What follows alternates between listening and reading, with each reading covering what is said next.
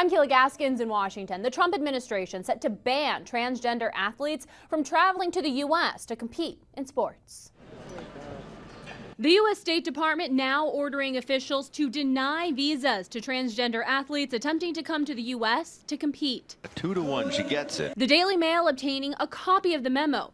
Reporting in it, Secretary of State Marco Rubio wrote, in cases where applicants are suspected of misrepresenting their purpose of travel or sex, you should consider whether this misrepresentation is material such that it supports an ineligibility finding. Meanwhile, Attorney General Pam Bondi threatening to sue California, Maine, and Minnesota if they don't comply with Trump's executive order barring transgender athletes from competing in women's sports. At a White House event this past Friday, Trump threatened Maine's federal funding during a tense exchange with their governor over the issue. You better comply because otherwise you're not getting any federal funding.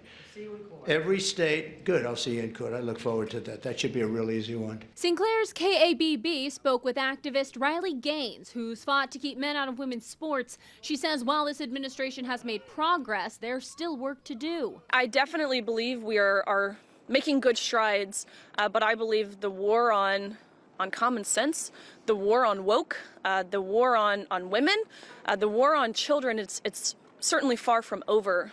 Over at the NSA, the new Director of National Intelligence, Tulsi Gabbard, said more than 100 intelligence officers are about to be fired for taking part in sexually explicit discussions about transgender experiences on official agency communication platforms.